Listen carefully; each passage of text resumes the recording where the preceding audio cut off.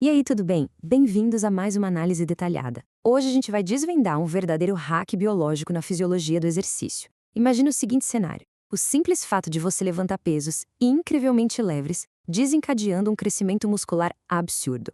Pois é, o tema de hoje é o treinamento com restrição de fluxo sanguíneo, mundialmente conhecido como BFRT. É um assunto fascinante que literalmente vira de cabeça para baixo tudo o que a gente achava que sabia sobre construção muscular, indo da dinâmica dos fluidos até o núcleo das nossas células. Nosso roteiro de hoje passa por 5 pontos-chave: o fim do dogma clássico, hipóxia e estresse metabólico, o recrutamento precoce das fibras do tipo 2, o fenômeno do inchaço celular e, por fim, a via MTC1 e a síntese de proteínas. Vamos nessa? Ponto 1. O fim do dogma clássico. Para entender a mecânica da hipertrofia aqui, a gente precisa bater de frente com a regra mais antiga da ciência do esporte. Aquela crença absoluta de que alta tensão mecânica e cargas super pesadas são o único jeito de construir massa. As diferenças de abordagem são gritantes. O método tradicional exige ali de 75% a 85% de uma repetição máxima, focando em alto estresse mecânico e causando microlesões severas. O BFRT, por outro lado, subverte completamente essa lógica. Ele consegue atingir a hipertrofia sem causar dano tecidual grave, se apoiando fortemente em gatilhos metabólicos e usando só 20 a 30% da sua carga máxima. Basicamente, você colhe todos os benefícios de um treino exaustivo sem precisar destruir fisicamente a fibra muscular primeiro. Ponto 2. Hipóxia e estresse metabólico. O evento principal que dá largada para toda essa adaptação no tecido começa com a própria hemodinâmica do método, gerando uma hipóxia celular bem severa. Funciona assim: as veias, que têm paredes fininhas e muito flexíveis, colapsam facilmente com a pressão externa. Já as artérias, que têm paredes musculares mais espessas, continuam firmes e fortes. O objetivo mecânico não é cortar totalmente a circulação, não é uma isquemia absoluta. A ideia é criar um bloqueio venoso total, mas mantendo a entrada de sangue pelas artérias. Ou seja, o sangue entra impulsionado pela pressão arterial, mas não consegue voltar, gerando um represamento muito rápido e intenso no membro. E esse sangue que fica ali preso cria uma falta drástica de oxigênio. Sem oxigênio, o músculo entra em estado de emergência e dispara uma cascata bioquímica em sequência. A fosfocreatina despenca, o que força o tecido a mudar para glicólise anaeróbia. E o que acontece? Um acúmulo massivo de lactato e íons de hidrogênio. Esse ambiente super hostil estabiliza o fator induzido por hipóxia, o HIF1-alfa, obrigando a célula a se adaptar numa velocidade incrível só para conseguir sobreviver. E cara, a magnitude absoluta dessa resposta endócrina é surreal. Aquele lactato acumulado não é só lixo metabólico que fazia o músculo arder. Ele funciona como um mensageiro avisando o cérebro sobre a emergência. A resposta? Os níveis do hormônio do crescimento, o famoso GH, podem ser picos de até 290 vezes os valores normais de repouso.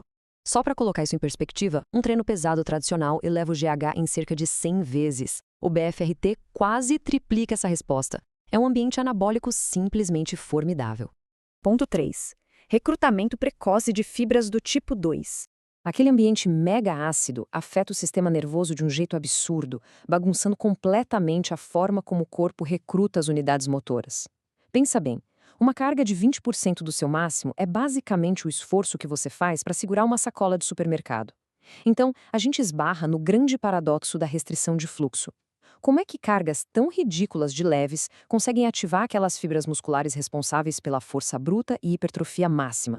A resposta está na subversão de uma regra de Oyo chamada princípio do tamanho de Hahnemann. Em condições normais, o corpo usa primeiro as fibras do tipo 1, que são de resistência e dependem 100% de oxigênio. Mas quando a gente sufoca propositalmente essas fibras com a hipóxia, elas falham muito rápido. E aí, para não deixar o peso cair, o cérebro entra em desespero e é forçado a recrutar prematuramente as gigantescas fibras do tipo 2, que não ligam muito para o oxigênio. Tudo isso só para manter um pezinho leve se movendo. A literatura científica até chama isso de cavalo de Troia biológico. A carga externa parece totalmente inofensiva, mas do lado de dentro, conforme as fibras cansadas vão desistindo, as fibras ativas que sobram têm que se contrair de forma explosiva, com força máxima, para compensar. O resultado é uma tensão mecânica interna tremenda. Isso aciona os sensores de crescimento, engana o corpo que inicia uma reconstrução gigantesca sem que você tenha precisado levantar nada pesado. 4. Inchaço celular, o sinal mecânico. Descendo um pouquinho mais, para o nível celular, a própria física dos fluidos cria um sinal anabólico que é muito contraintuitivo. Como o sangue arterial continua entrando com alta pressão, mas as veias estão bloqueadas, a pressão hidrostática lá nos capilares vai nas alturas. Esse aumento extremo empurra o plasma sanguíneo para fora dos vasos, direto para dentro das fibras musculares, seguindo o rastro químico do lactato.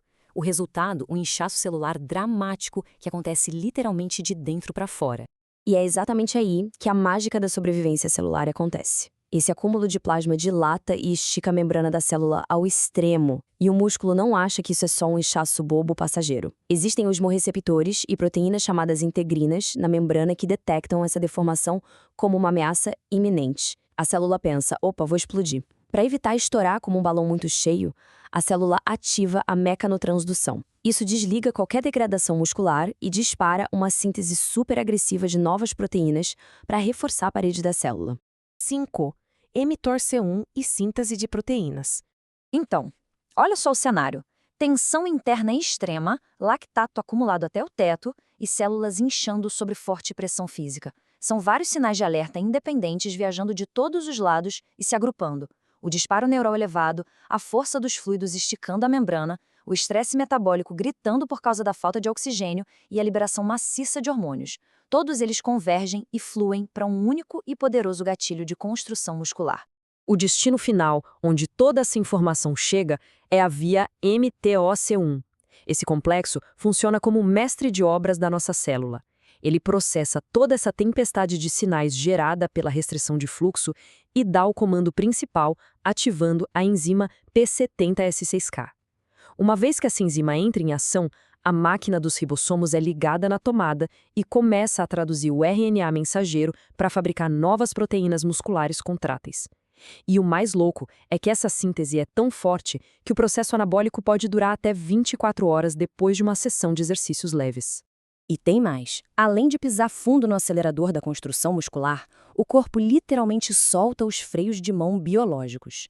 A ciência mostra que ocorre uma diminuição drástica da miostatina, que é a proteína que dita o limite natural de quanto músculo a gente pode ganhar. E, ao mesmo tempo, rola um aumento na foliestitina, que funciona como um antídoto, neutralizando qualquer inibidor de crescimento que esteja circulando por ali. É um ambiente celular que foi brilhantemente hackeado para o crescimento puro e absoluto. O que deixa a gente com uma reflexão final muito forte. Pensa comigo.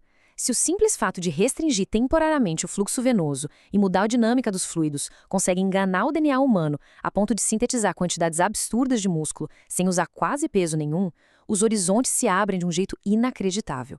Fica muito claro que esse exato caminho molecular tem um potencial gigante para redefinir o futuro.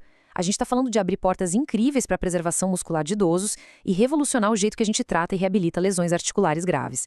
A carga externa é só mais uma pequena variável diante do poder absoluto e fascinante da nossa própria fisiologia.